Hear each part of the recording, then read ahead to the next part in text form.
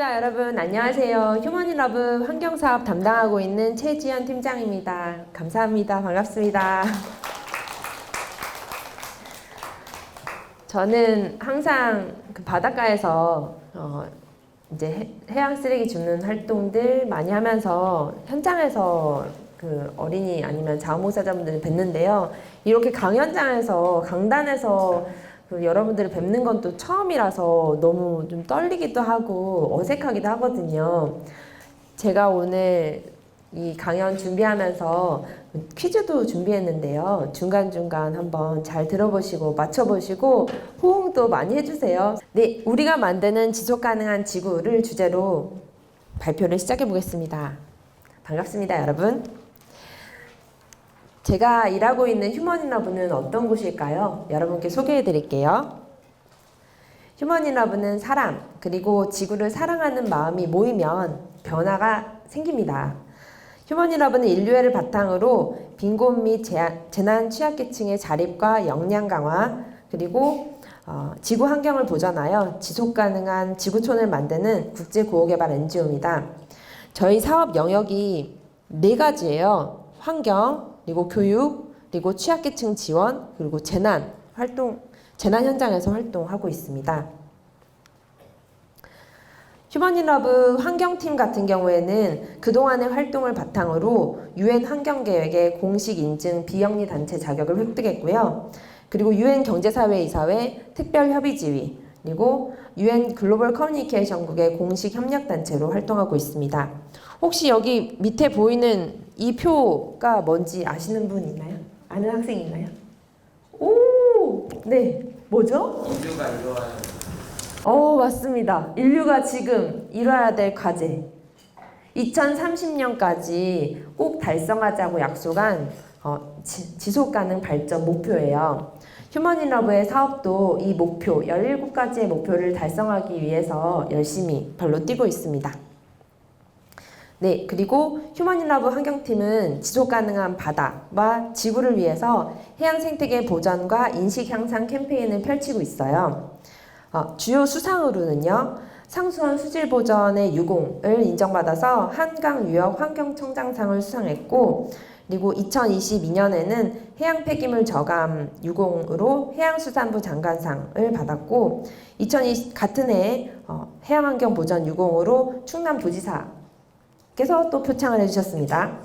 그리고 국제 해양 폐기물 컨퍼런스라고 세계적으로 가장 권위 있는 해양 폐기물에 관련해서는 가장 큰 컨퍼런스에서 또 비영리 단체의 자격으로 참가하기도 했습니다.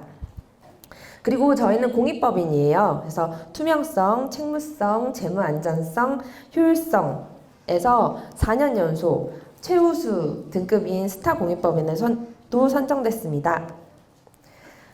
자, 여러분, 제가 지속가능한 지구를 이야기하면서 바다를 같이 저희는 주목하고 있는데요.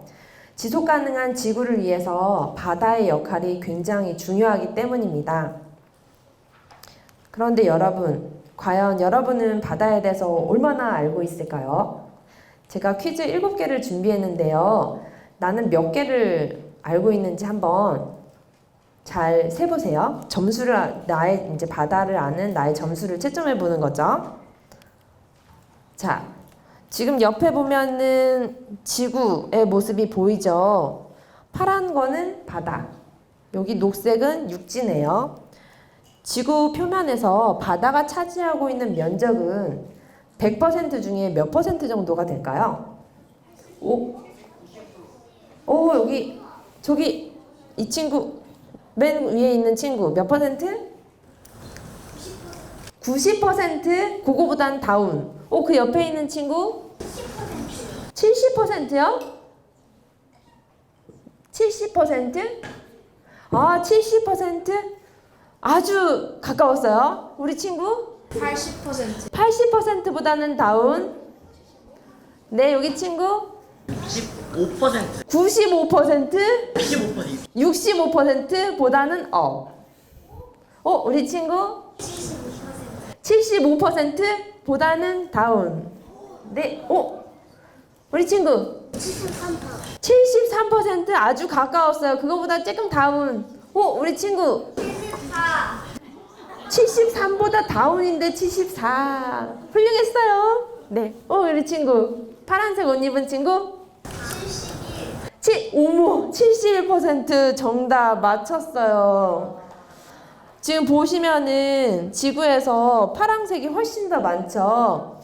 지구 표면에 바다가 71%를 차지하고 있어요. 그럼 반대로 육지는 몇 퍼센트? 29% 맞아요. 바다가 훨씬 높네요. 그럼 두 번째 문제, 지구 전체 물의 몇 퍼센트가 바다에 있을까요? 우리 손 번쩍 든 친구. 97%. 97%? 정확하게 맞췄습니다. 우와. 97%면은 대부분 아닌가요? 맞아요. 대부분의 물이 바다에 있습니다. 자, 세 번째 문제 나갑니다. 지구상의 생물 중에서 몇 퍼센트가 바다에 살고 있을까요? 우리 친구 제일 먼저 손 들었네요. 90%. 그거보단 다운. 그 뒤에 친구. 네? 80%요? 네, 맞습니다. 약 80%가 살고 있어요. 그러면 육지에 사는 동물은 몇 퍼센트? 생물은? 20%. 그럼 바다에 훨씬 더 많이 살고 있네요. 바다는 그러면은 생명들의 보물창고네요. 여기 보면은 아주 작은 현미경으로만 겨우 보이는 세균부터 여기 있는 바다에서 가장 큰, 지금 대왕고래 사진은 못 찾았는데 이렇게 큰 대왕고래도 있는데요. 대왕고래 크기가 얼마나 날 것 같아요, 여러분? 20m. 20m? 20m짜리 대왕고래도 있죠. 150은 너무 크다. 150은 너무 크다. 30 나왔습니다. 30. 맞아요. 30도 있고요. 지금 여기 오는 길에 티라노사우루스 인형이 있던데 티라노사우루스보다 훨씬 더 커요.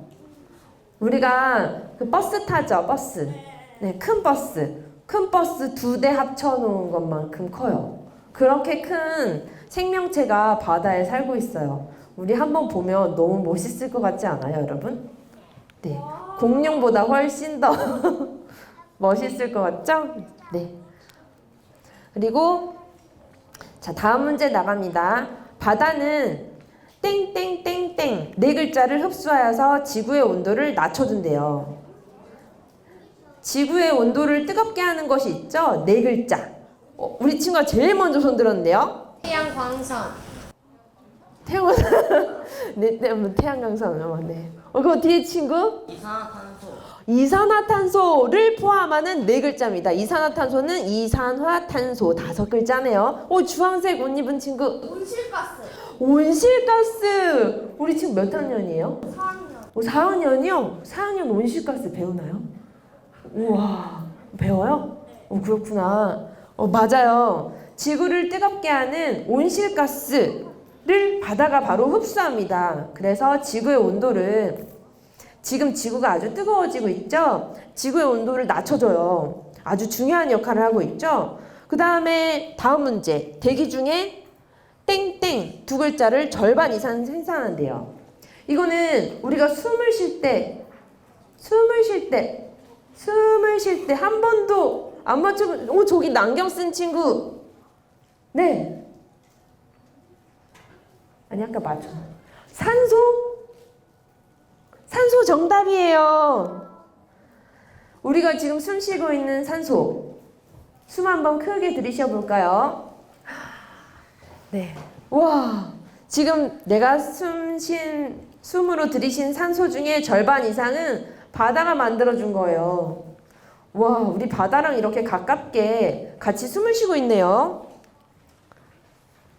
자, 그리고 육상 생태계가 흡수하는 탄소. 온실가스에는 탄소가 들어가 있는 그런 기체들이 많아요. 그 중에서 그러면은 탄소를 흡수해야 온실가스를 줄일 수 있는데요. 육상 생태계, 나무, 풀, 숲이 흡수하는 탄소를 뭐라고 할까요? 네 글자예요. 땡땡땡땡. 네 글자인데 탄소잖아요. 탄소가 영어로 카본. 힌트 힌트는 색깔. 땡땡 카본. 육상 생태계. 유일하게 손든 친구. 그린 카본. 오, 그린 카본. 정답이에요. 몇 학년이죠? 3학년. 3학년이요? 학교에서 그린 카본 배웠어요? 아니, 안 배웠어요? 그린 카본을, 와. 그러면은 해양 생태계가 흡수하는 탄소. 바다의 해초, 갯벌, 우리 주황색 옷 입은 친구? 블루 카본. 우와, 블루카본 정답이에요. 바다가 파란색이죠? 그래서 블루카본이라고 불러요. 바다가 이렇게 탄소를 흡수한대요, 여러분.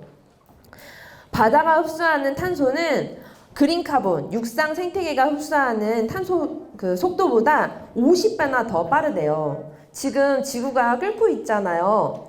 그러니까 바다에서 흡수하는 이 블루카본이 얼마나 중요한지 아시겠죠? 육상 생태계보다 훨씬 더 빨리 탄소를 흡수하니까요. 자, 그리고 바다는 여기 지금 눈앞에 바다가 펼쳐져 있네요. 지금 바다에 와 있는 것 같지 않으세요, 여러분? 바다는 뿐만 아니라 기후를 조절하는 역할도 해요. 바다는 태양의 열을 흡수해서 낮에는 또 흡수했다가 밤에는 또 배출하면서 지구의 온도를 조절하기도 하고요. 그리고 기후를 조절하죠. 가뭄, 홍수, 태풍, 산불 이런 것들이 바다의 변화와 아주 밀접한 연관이 있는데요. 그럼 여러분 아까 뜨거워지는 지구에 온실가스도 흡수해주고 산소도 만들어주고 기후도 조절하고 바다가 지구 시스템에서 굉장히 중요한 역할을 하고 있죠. 바다가 우리를 지켜주고 있었어요, 여러분. 산소도 만들어주고. 이런 바다가 건강해야 나도 건강할 수 있어요. 그런데 앞에서 도입 강연에서도 선생님께서 말씀하셨죠. 지금 바다가 많이 아파요. 여러분, 왜 바다가 아플까요? 바다가 아픈 이유를 알고 있는 친구 있나요? 여기 제일 첫 번째 손든 친구. 계속. 네? 바다 쓰레기. 맞아요. 바다 쓰레기. 또 있어요. 우리 친구. 네. 바다 쓰레기 또. 여기 힌트가 있네요. 여기도 있고. 폐기물. 맞아요. 방사성 폐기물을 또 바다에 버리기도 해요. 이것 때문에 바다가 아파요. 그리고 또, 친구. 우리 친구. 네. 맞아요. 지구 온난화 때문에 바다가 아파요. 우리 친구. 집을 지으려고? 아, 맞아요. 숲을 파괴하니까 지구가 뜨거워지죠. 그리고 여기 보면은 이렇게 불도저 같은 기계 선생님 여기다 넣어봤는데요. 우리 친구는 네. 바다로 메꾸는 거. 우리 친구 바다에 대해서 잘하는구나. 맞아요. 바다를 무분별하게 개발하는 것도 바다를 파괴하는 것 중에 하나예요. 뿐만 아니라 해양 산성화라든지 수온이 올라가는 문제라든지 그리고 배에서 기름이 유출되기도 하죠. 그런 것들로 바다가 많이 아파요. 원인이 다양한데요. 오늘은 해양 플라스틱 오염에 대해서 우리 같이 알아볼까요? 인간이 만든 오염물질이 최종적으로 도달하는 곳이 바로 바다입니다. 그런데 지금 1초마다 덤프트럭 한 대, 지금 수업 시작한 지 17분 정도 지났는데, 강연 시작한 지 17분 정도 지났는데, 그럼 도대체 얼마나 많은 쓰레기가 지금도 바다에 버려지고 있을까요? 1초마다 덤프트럭 한 대 분량의 쓰레기가 바다에 버려지고 있대요. 그러면은 얼른 다시 수거하면 되지 않을까요? 네. 근데 쓰레기가 한번 바다로 들어가면 다시 수거하기가 무척 어려워요. 왜냐면 여기 그림 보이세요? 사진 보이세요? 휴머니러브 수중 대원이 물속으로 들어가서 보니까 바닷속이 이렇게 깊은 곳, 손이 닿기 어려운 곳에도 쓰레기가 있고요. 여기 지금 줄로 연결해서 쓰레기를 건져내고 있죠. 이렇게 바닷속에 깊이 가라앉아 있는 것들은 수거하기가 어려워요. 그리고 이 사진은 어떤 모습인 것 같아요?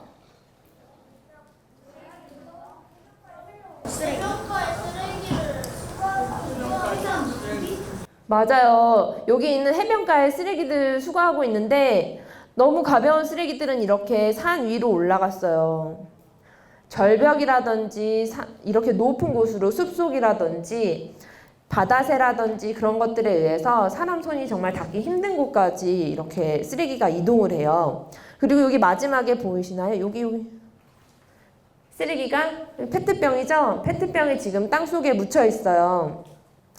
바닷가로 밀려온 쓰레기가 바람이라든지 파도에 계속 모래에 덮이고 하면서 땅속으로 계속 들어가는 거예요. 그래서 여기 맨 밑에 보면 땅속에 파묻힌 밧줄을 힘들게 지금 뽑아내기 위해서 지금 애를 쓰고 있죠? 우리 봉사자분들이 애를 쓰고 있어요. 이렇게 바다로 쓰레기가 들어가면 다시 수거하는 게 무척 어려워요. 그리고 뿐만 아니라 이렇게 해변까지 밀려오면은 다행인데 우리가 줄일 수 있잖아요. 다시 수거할 수 있잖아요. 근데 바닷물은 파도라든지 해류에 따라서 이 바다로 들어간 쓰레기는 먼 바다로 이동을 해요. 아까 그 도입 강연에서도 선생님께서 말씀하셨죠? GPGP. 그래서 지금 우리나라가 여기 있죠. 우리나라와 연결된 곳이 여기 북태평양이에요. 해류가 흐르는데 해류가 정체하는 구간이 생겨요. 이렇게 넓은 구간에. 해류가 정체하는 구간에 이게 중국에서, 한국에서, 일본에서, 미국에서 만들어진 쓰레기들이 이 구간에 모이는 거예요. 아까 앞에서 선생님이 말씀하셨는데 여기 있는 쓰레기 섬의 크기가 우리나라의 몇 배? 16배. 우와, 집중력이 좋네요, 우리 친구. 맞아요, 16배나 된대요. 우리가 다 주워 담을 땅이 없는 거예요. 16배나 된대요. 이렇게 해양 쓰레기 문제가 너무나 심각한 거예요. 네. 그래서 이 쓰레기들을 현장에서 수거하면서 과연 어떤 쓰레기들이 있는지 분류해 봤어요. 그랬더니, 자, 여기 있는 건 뭐 같이 보이세요? 네. 그물? 바닷가에 버려진 농업용 멀칭 비닐이에요. 이걸 이제 쓰레기장까지 옮기기 힘들어서 그러셨는지 바닷가에 버리셨더라고요. 그리고 여기는 페트병. 그쵸. 여기는 맞아요. 그물. 여기는 맞아요. 스티로폼 날아가지 말라고 지금 마대에다 다 담아놨어요. 엄청나게 많아요. 그리고 여기 보면 네, 맞아요. 각종 플라스틱. 여기는 뭘까요? 타이어. 이건 물속에 있던 타이어를 건져낸 거예요. 여러분, 타이어도 플라스틱인 거 아세요? 오, 알아요? 선생님 더 이상 말할 게 없는데요. 너무 잘하는데요. 네, 맞아요. 고문데요. 거기에 각종 화학 첨가물을 넣기 때문에 이것도 석유로 만든 플라스틱 일종이에요. 이렇게 하나씩 분류를 해봤어요. 그랬더니 85% 이상이 플라스틱 재질인 거예요. 근데 플라스틱의 특징이 뭔지 아세요, 여러분? 네? 안 썩어요. 그리고 또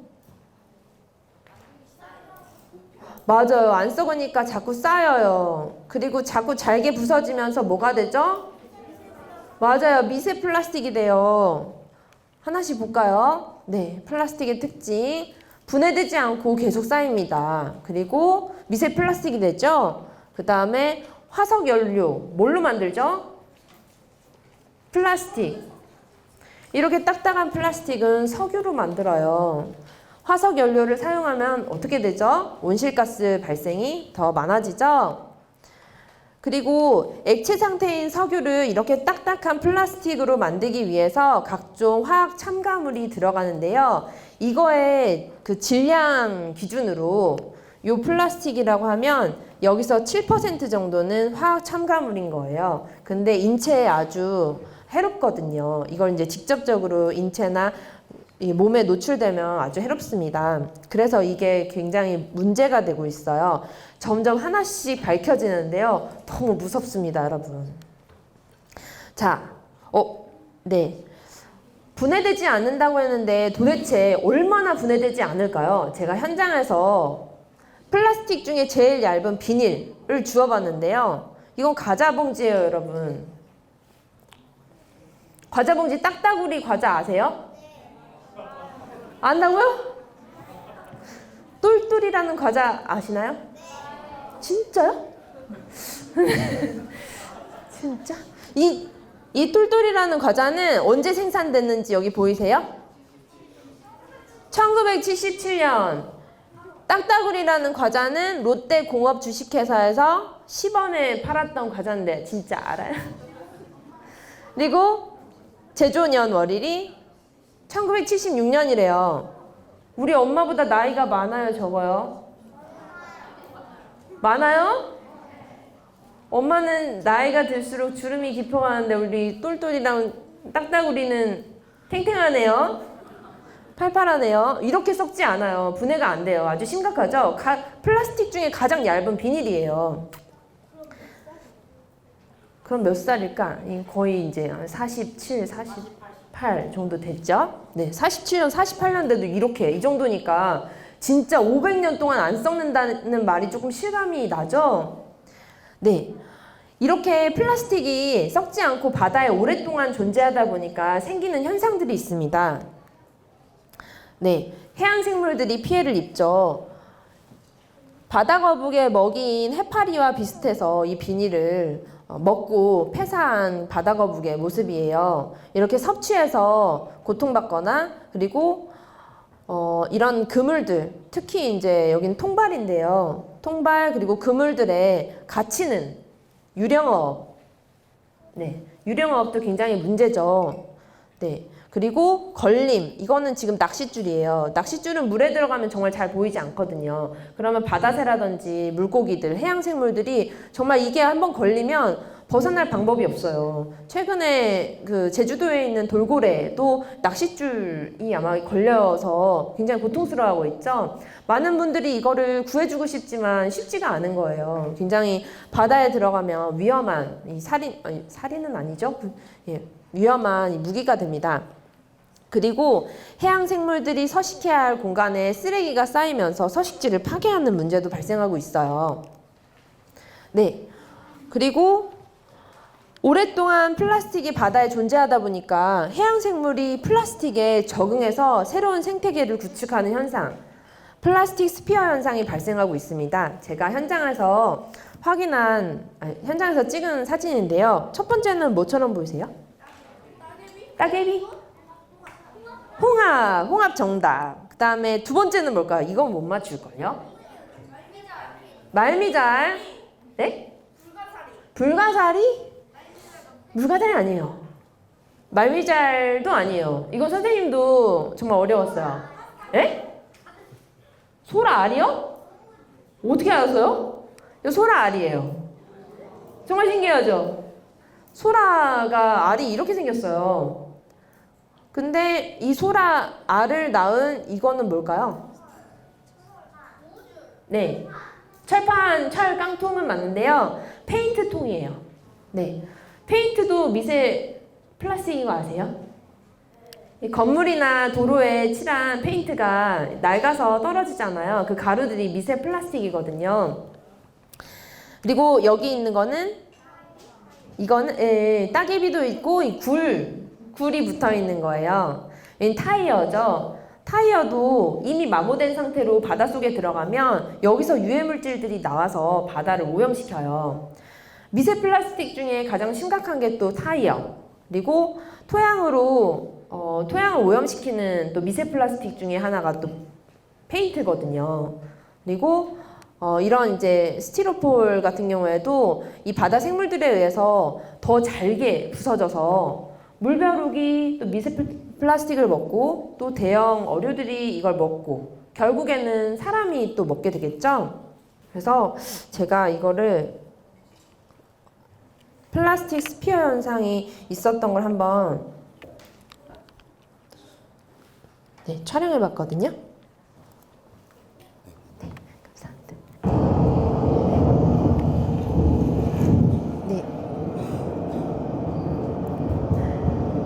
스티로폼 부표에 구멍이 송송 뚫려 있죠?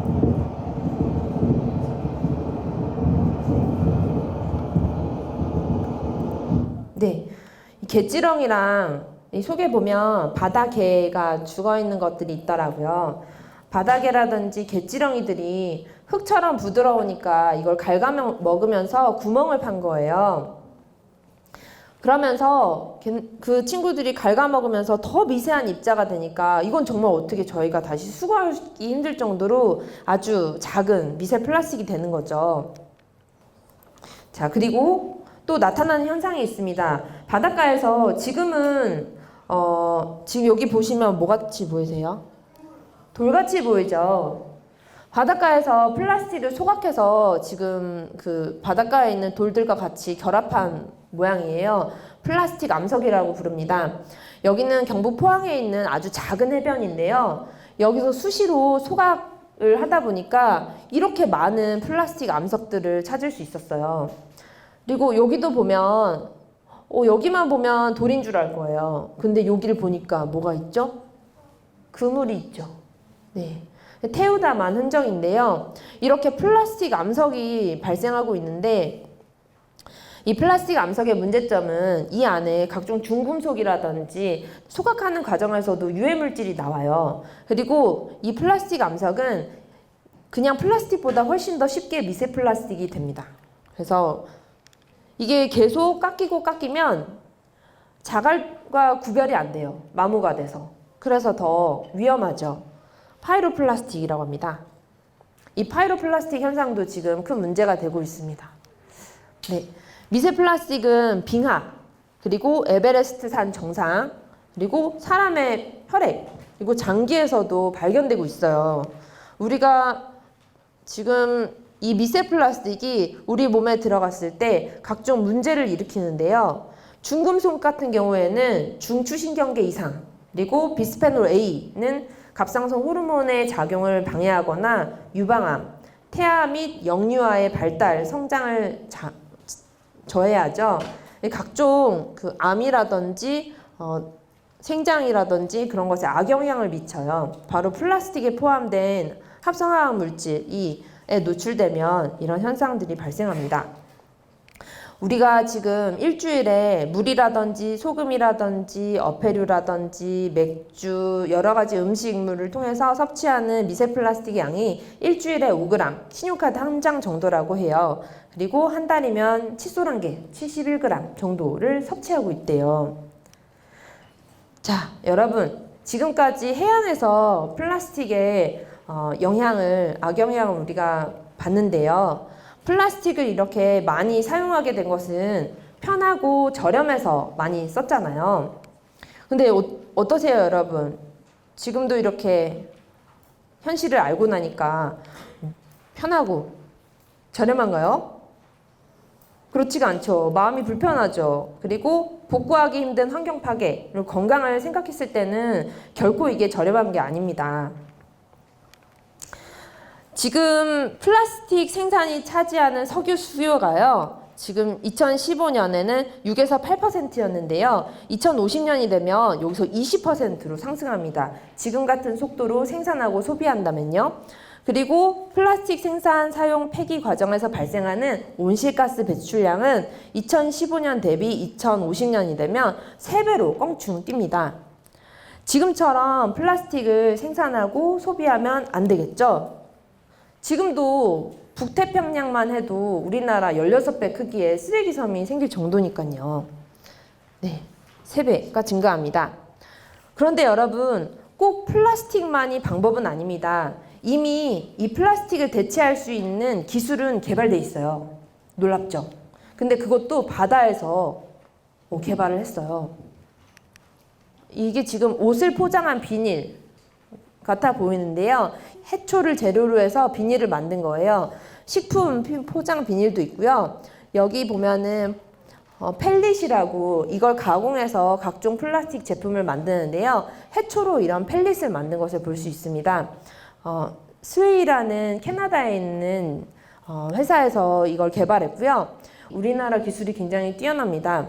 CJ 팩트라는 곳에서 만든 바이오 플라스틱인데요. 바이오 플라스틱은 분해가 잘 되지 않는다는 그런 것 때문에 많이들 쓰지 않았는데 요거는 종이보다 더 빨리 분해가 되더라고요. 해양에서요.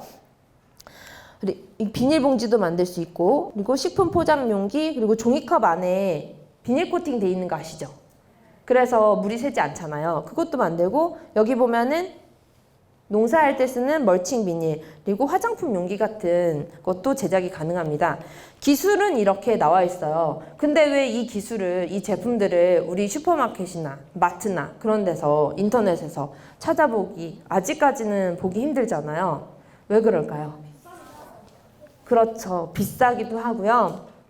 아직까지는 우리의 인식과 관심이 이런 것들을 정말 일상에서 보기가 쉽지가 않습니다. 우리의 인식과 그런 생각이 조금 더 개선돼야 되는 문제가 있습니다.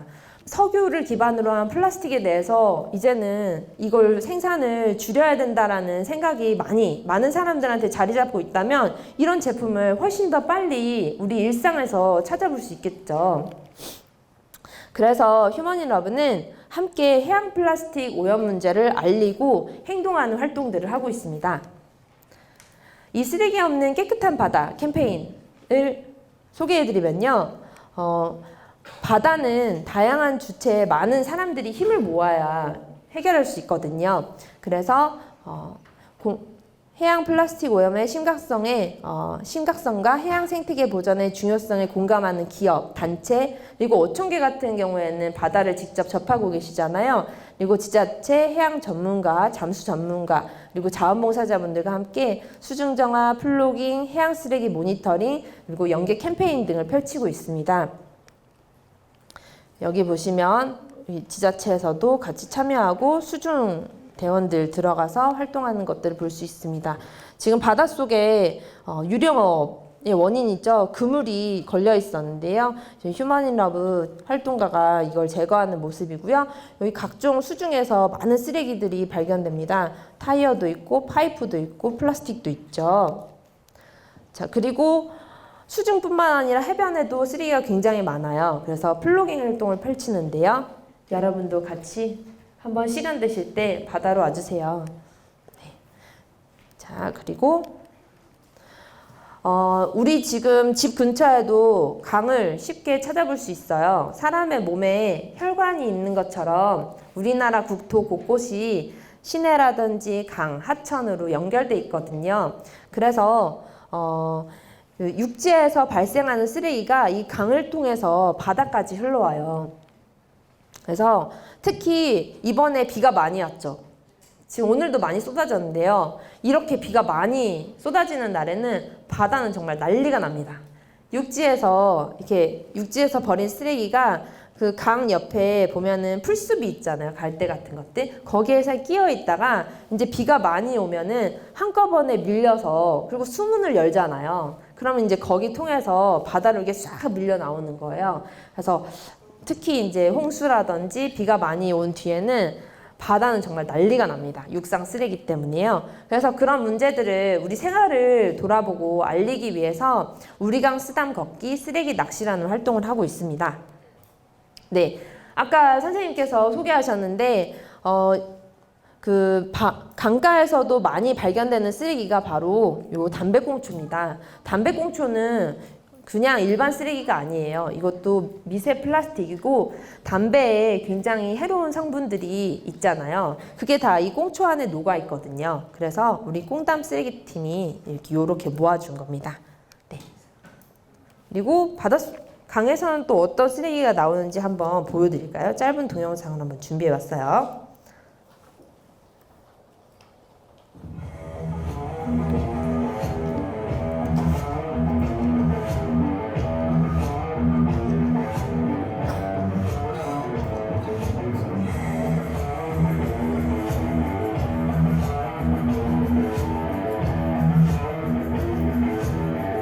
뭐가 걸렸을까요?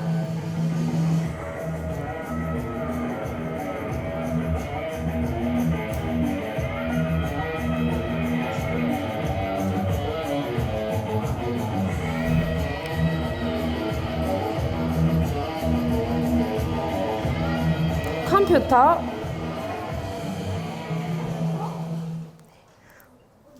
정말 여러 가지 쓰레기가 많이 나오는데요. 이번에는 컴퓨터도 나오고요.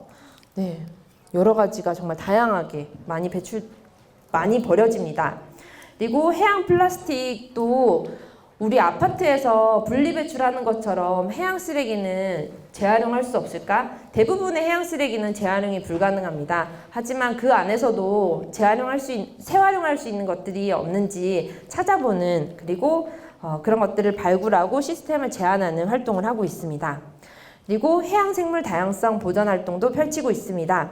환경오염이 인간 중심적인 사고에서 비롯되잖아요. 그래서 휴먼인러브는 해양생물 다양성 보전 활동을 통해서 해양과 주변 생태계를 이루는 다양한 생명들을 만나보고 인간 역시 자연의 일부로서 함께 공존하며 살아간다는 것을 같이 배우고 있습니다. 그리고 저희가 하는 환경 캠페인인데요. 어린이들과 함께하는 환경 캠페인을 펼치고 있습니다. 오늘 이 현장에 어린이분들이 많이 오신다는 말을 듣고 이 캠페인을 알려줘야 되겠다라는 생각이 들었어요. 내가 사랑하는 바다 어린이 그림 그리기 대회이고요. 이거는 우리나라뿐만 아니라 전 세계 어린이들이 참여하고 있는 캠페인입니다. 이 그림 대회인데요. 이 그림 대회에 3개의 주제가 있어요. 내가 사랑하는 바다. 우리 어린이들 바다 사랑하죠? 네, 바다 너무너무 좋죠? 네, 그렇죠? 그리고 바다 관련된 꿈을 꾸는 친구들이 있죠? 네. 바다 관련된 바다 나의 꿈, 그리고 바다와 지구를 지켜요. 바다와 지구를 지키기 위해서 어떤 것들을 해야 되는지를 주제로 이 3가지 주제 중에서 하나를 선택해서 그림을 그려서 대회에 신청하시면 됩니다. 그리고 장려상 이상 수상자는 상금 규모에 해당하는 환경 도서를 희망하는 곳에 기부할 수 있어요. 그래서 나뿐만 아니라 주변 그리고 더 많은 사람들이 이 문제에 대해서 공감하고 행동할 수 있도록 하는 거죠. 대회 소개 영상만 보여드릴게요.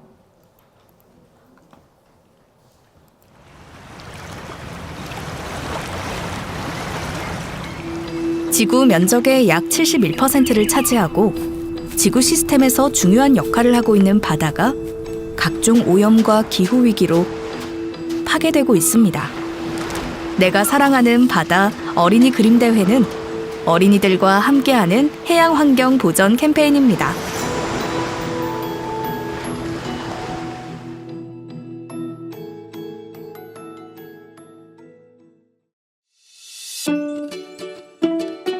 국내 시상식과 작품 전시회가 있던 날.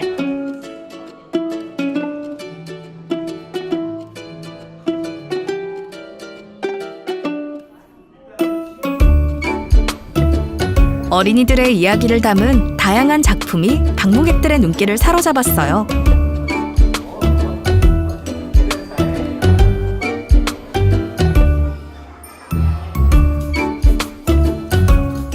어린이들의 캠페인을 응원하는 멋진 축하 연주가 펼쳐지고 신나게 퀴즈를 풀며 바다와 지구에 대해 알아보는 시간도 가졌죠. 앞으로 어른들보다 더 많은 시간을 바다와 함께할 어린이들이 이야기합니다. 바다를 얼마나 사랑하는지, 바다에서 어떤 미래를 꿈꾸는지. 어린이들은 더 많은 사람들이 바다의 소중함에 대해 공감하고 행동하길 바라며 자신의 생각을 그림으로 표현했습니다.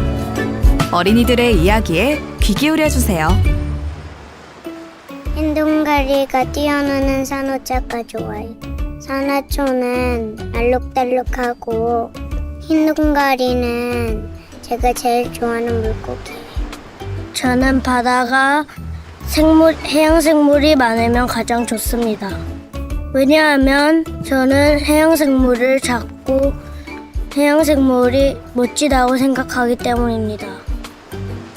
산에서 나무를 심는 것처럼 바다에도 산호초를 심으면 좋을 것 같아요. 그리고 쓰레기를 땅에 떨어진 걸 주우면서 바다를 깨끗하게 하면 좋을 것 같아요.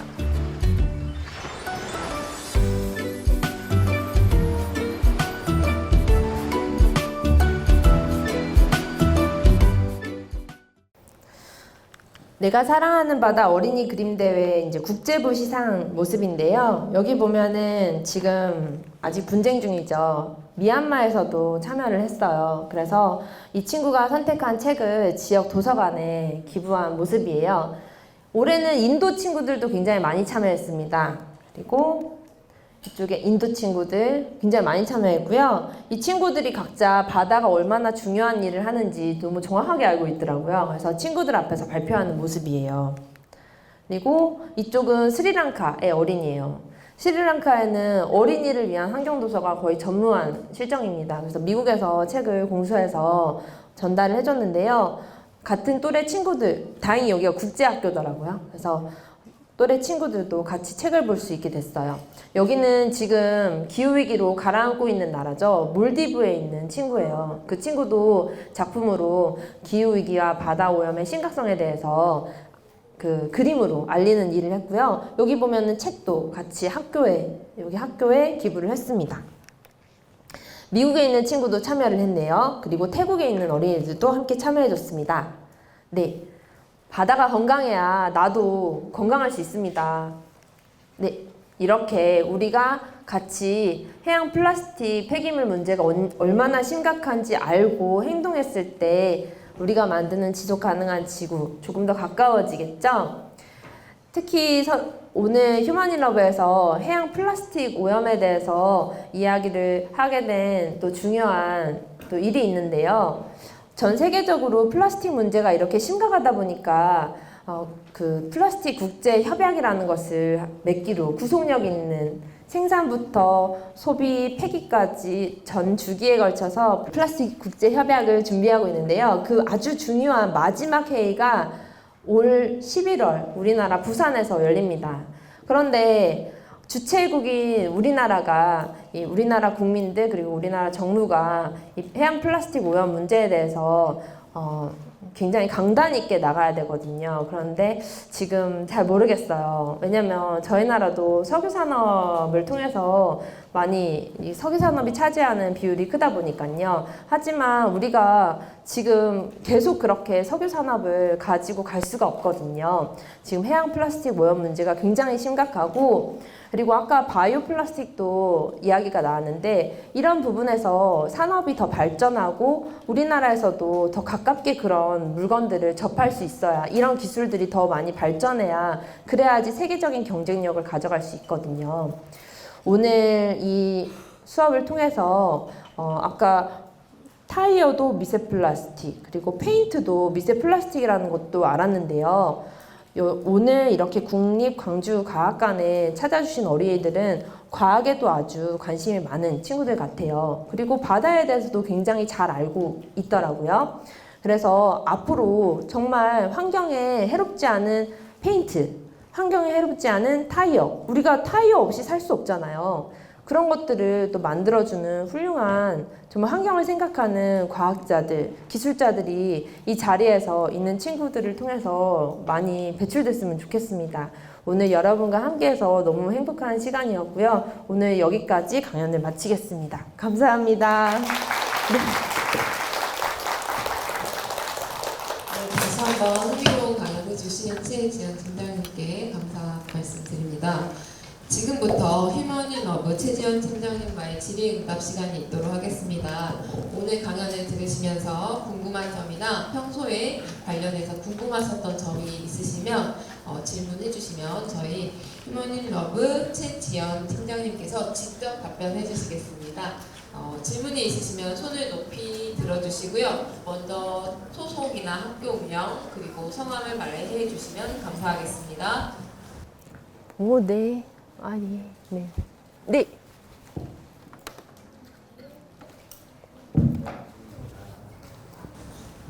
양산초등학교 3학년 3반 박한울입니다. 네, 곽하늘 학생 반가워요. 선생님도 양산초등학교 나왔어요. 네, 질문이 뭐죠? 빨리 썩게 하는 플라스틱보다 네, 플라스틱 연구를 계속해서 쓸 수 있는 플라스틱을 만드는 게 더 효율적이지 않을까 싶습니다. 그쵸. 근데 그 계속해서 쓸 수 있는 플라스틱도 바이오면 더 좋겠죠. 왜냐면 저희가 이제 그 바다에서 보면 그 버리고 싶어서 버린 게 아닌 물건들이 있어요. 근데 그 우선 만들어지면 어떻게든 그걸 다시 쓰면 좋은데 그런 재활용 이게 그 재사용하는 시스템이라든지 아니면 재활용하는 시스템이 더 촘촘하게 갖춰져 있으면 좋겠지만 그렇게 되더라도 피치 못하게 버려지는 것들이 많아요. 그래서 그렇게 오래 계속 쓸 수 있는 플라스틱도 사실 석유 기반이 아닌 아까 그 우리나라 업체 한 곳을 소개해 줬는데요. 그런 업체도 그 미생물에서 그 고분자 물질을 추출해요. 그래서 화장품 용기처럼 딱딱한 것도 만들 수 있거든요. 네, 그렇게 바이오 재질로 오랫동안 쓸 수 있는 제품이라면 더 좋겠죠? 네. 네, 그리고 또 아까부터 손 들었는데요. 우리 친구 한번 네, 질문 들어볼까요?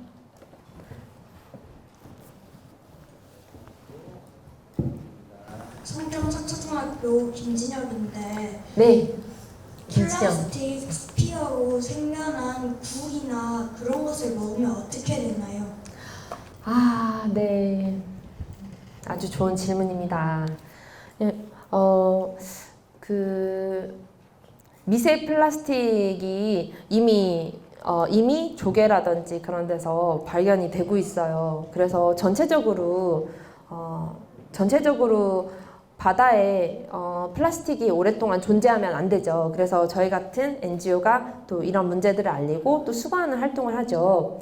그런데 그것에 대한 연구가 아직까지는 진행 중이에요. 그런 미세 플라스틱이 있는 음식을 이제 그런 것들을 수산물을 섭취했을 때 인체에 어떤 영향이 갈지는 사실 정확하게 알 수 없어요. 이게 배출될 수도 있고 배출이 안 되고 걸려 있다가 혈액을 통해서 이렇게 들어갈 수도 있고 뭐 이제 혈액이라든지 장기에서 발견이 된 건 맞지만 그게 어떻게 또 작용하는지는 아직까지는 또 연구하고 있는 과제 중에 하나예요. 그래서 중요한 것은 바다에 플라스틱이 오랫동안 있거나 바다에 플라스틱이 들어가면 위험하다는 거거든요. 어떤 문제가 생길지 모르니까요. 네. 또 질문 있나요? 네. 광주 외국인학교 5학년 이석헌인데요. 네, 반갑습니다. 해초는 바다에서 정화작용을 하는데 그거를 꺾어서 플라스틱을 만드는 게 과연 바다에 이로운 일인가요? 아, 네, 아주 좋은 훌륭한 질문이에요. 자연적으로 있는 해초들을 마구 채취하면 그건 또 바다를 오염시키는 일이 되겠죠. 그래서 우리나라에서도 이렇게 바다에 이로운 해초류들이 많이 없어지고 있어서 일부러 바다숲을 만드는 그런 일들도 하거든요. 스웨이라는 회사라든지 다른 그런 이제 활동가들을 보니까 그걸 위해서 따로 해초류를 생산하더라고요. 양식하는 거죠. 그렇게 해야 되겠죠. 왜냐하면 자연에서 있는 것들을 마구잡이로 채취해버리면 우리 학생 친구처럼 바다가 망가지니까요.